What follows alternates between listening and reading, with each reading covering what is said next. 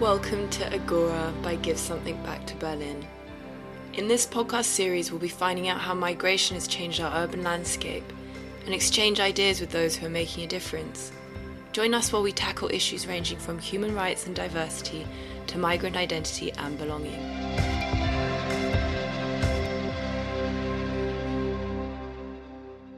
Hello and welcome back to Agora. My name is Marie, I'm your host for today's episode, and I am joined by Hans Kalben, who is a social worker and team lead at the refugee department with Schwulenberatung Berlin. It's lovely that you're joining us today. Hi Marie.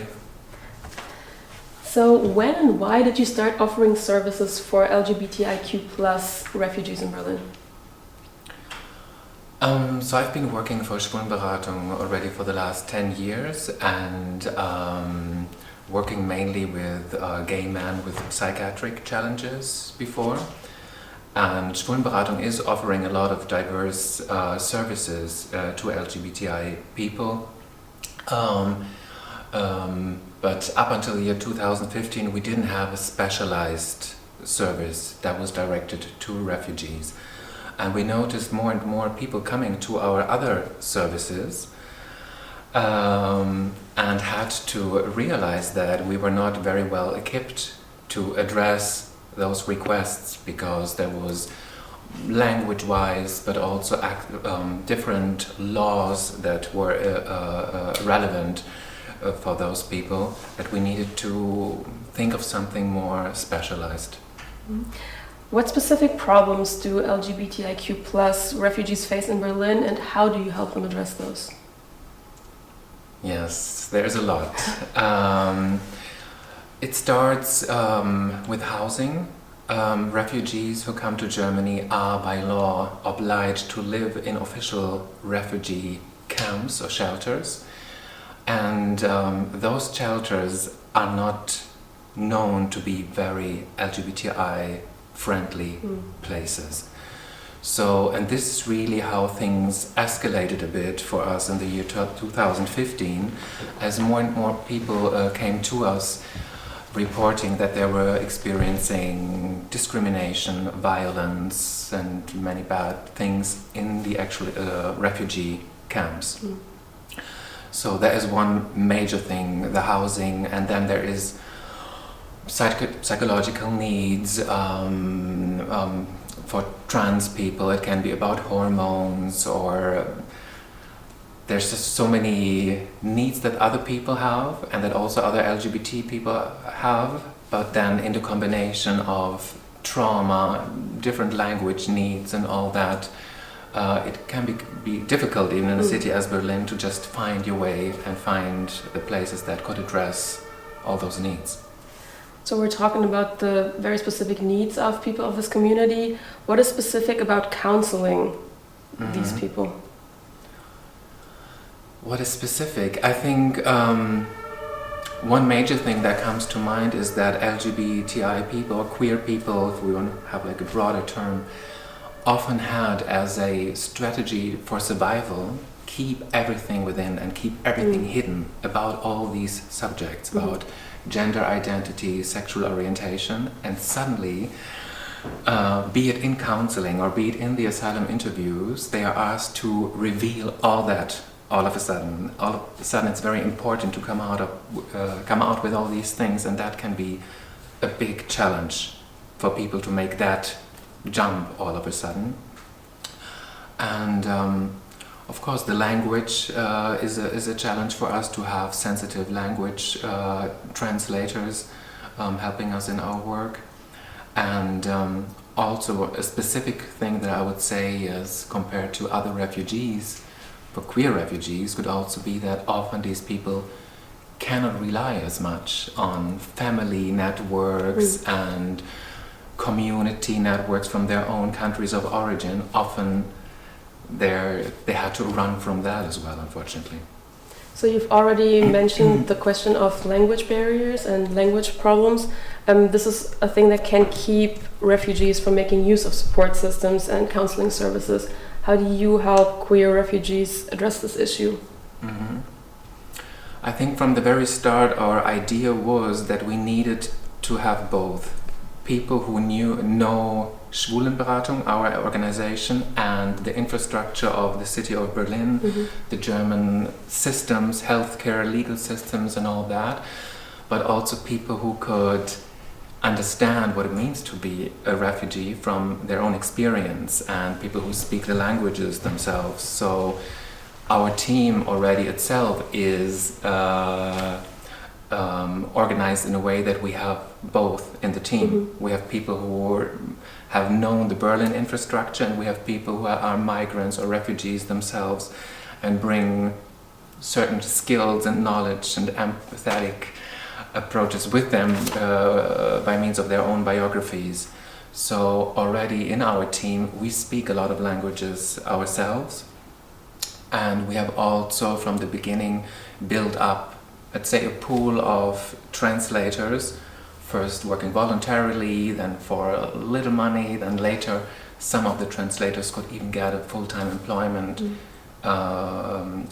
the NGO. So this is how we do our work. So whenever we don't speak the language, we have translators who mostly are queer people themselves who help us doing our work. So that I can be sensitive of the topics, but also of the vocabulary in general. Which Exactly. So you already spoke, you mentioned earlier that you offer a wide range of services. Can you maybe tell us a little bit more about that? Well, Schwulenberatung itself over the years has developed all sorts of services like coming out groups and STI checkings and psychological counselings and assisted living and all these things. So, like I said, the refugee department kind of came last on top, and it's still a challenge for us sometimes to actually open up all these other specialized services to queer refugees, because not everywhere is the same language skills and knowledge of the legal situation. So we are still in that. It's a long process because we want to enable queer refugees to not only have to rely to our refugee specialized services, but to be empowered to just use whatever other service that they would like in the same way. But that's still a work in progress. A big issue is also mental health, obviously, and in general it's really difficult sometimes to get access to mental health support in Berlin, and that can put especially vulnerable people at risk, because if you don't, what you were saying, if you don't really know the structures, it's harder to get access to these things. And so what steps do you think need to be taken to provide help, especially for queer refugees? That's such a major subject, and I must admit, we're doing this work now for the last 7 years nearly, and still we don't have a lot of success in helping queer refugees into the general system of psychotherapy and all that. So there is a shortage of freely available psychotherapy in general already, and if in addition to that you need like a specialized empathetic approach and skill and knowledge to also work with, let's say, trans people or non-binary people or even gay people, and also have the extra hurdle of the language gap, this makes it nearly impossible. Most people don't manage to ever access that system. So a good thing that we had from the beginning is that we have psychologists working within our project. So there it's easy, you don't need health insurance, you don't need all these hurdles to overcome them, so that at least we can offer like a stabilizing psychological support. And recently we have also managed to secure some financing to also prospectively offer psychotherapy as well within the NGO. But all of that is still just very tiny. What is available or increasingly becoming available, thankfully, is still tiny in comparison to the demand, which is so big. So I think there need to be the bureaucratic challenges need to be lowered a lot still. It needs to be easy also for doctors and therapists to offer their services and easily have translation available and not shy away from, oh my God, it's already so complicated now. Why should I take this patient if I have all this extra work to do in advance? So that needs to become easier. And I think we need more freely available services in Berlin in general. The bureaucracy on that front is very, very huge. To even just for new therapists even to work independently and get a seat with the health insurance systems and all that. And also what kind of therapy is even recognized by the health insurances, all that I think is a long way to go still. I mean, especially for queer refugees, obviously there are so many levels of mental health issues that they have to struggle with: identity, racism, discrimination, also, and then just what you were addressing, like the bureaucratic hurdles that come on top of all of this. And a thing that has affected all of us in the last couple of years has been the pandemic, obviously. How has mental health been affected in your mind generally by the pandemic? And do you have any tips how to help those that are suffering from anxiety, for example, due to the pandemic? Wow, it's a big question. It's a big question again, yeah. And I would say it's a bit like, I mean, I also don't want to, it's not that queer refugees are like one group where everybody has similar needs, you know? Same like with everybody else. So I have seen in my own circle of friends, and I see it with our clients too, there are some people who are handling the pandemic situation pretty well, and others are really challenged more than ever before. There is even people who find it easier to manage with like less social stress, all the things that I could do or where I would have to be. So it really depends. However, what I said before as well is like that often, especially queer refugees, cannot rely on the systems or established systems on family or community that other people might be able to rely on in a situation like a pandemic situation. And a lot of our clients are somewhat isolated in refugee camps, in situations where if on top of that community spaces, safe spaces that often are clubs and bars also fall away, that the isolation can really grow to a peak that becomes hard to handle.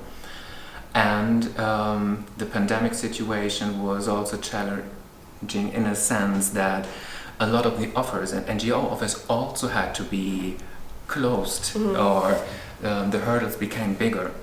For example, we were instructed to not really meet people, or to meet people as little as possible, and to do mostly on video counseling and all that. And we quickly had to realize it doesn't work. To even find trust to somebody that you see in a video screen, or you are in an asylum shelter where you might not even have the privacy to speak about such intimate issues into a camera. So for us it was mainly to always find creative ways to still be able to meet with people, be it outdoors, be it on camera where it's possible, but often we had to meet people in live settings. So I'm not a psychologist myself, so I wouldn't now really have any tips on like what an individual could do to deal with that extra level of stress in a better way. I think it would really depend on the individual. Maybe that's what comes to mind now. Now we have another terrible situation at hand, which is the war in Ukraine. What are the most pressing challenges for you there and for your line of work? Wow, yeah.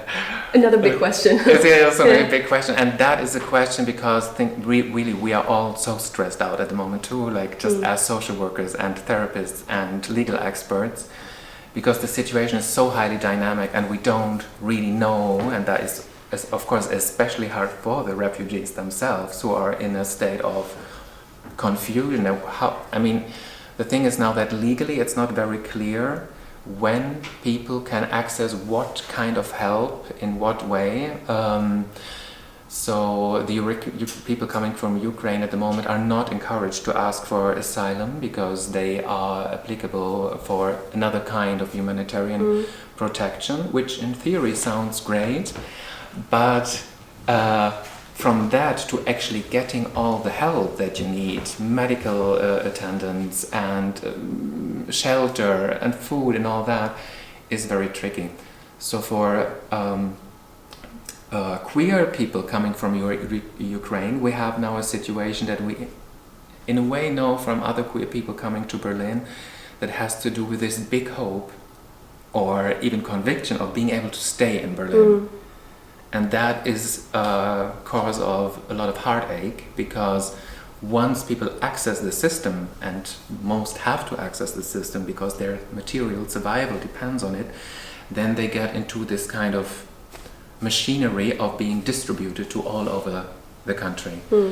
And for many people that is a big problem, especially for queer people who then face being sent somewhere where there might not be much support, knowledge or empathy for the perspective of queers or refugees, or never mind queer refugees.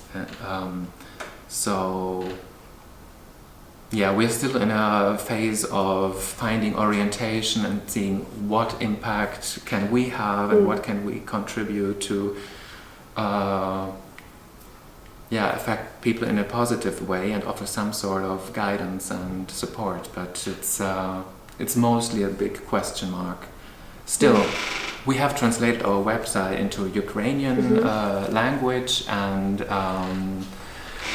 a lot of the people from Ukraine speak Russian too, so we have the language skills to meet that, but yeah, we have to see where all of this goes. So what you were mentioning is you have to register or be part of the system, amongst other things, to get access to healthcare. What special needs have queer refugees, healthcare-wise? Yeah, I mean, of course, queer refugees have all the same medical needs everybody else has as well. And then there can be some special needs also, depending on the people.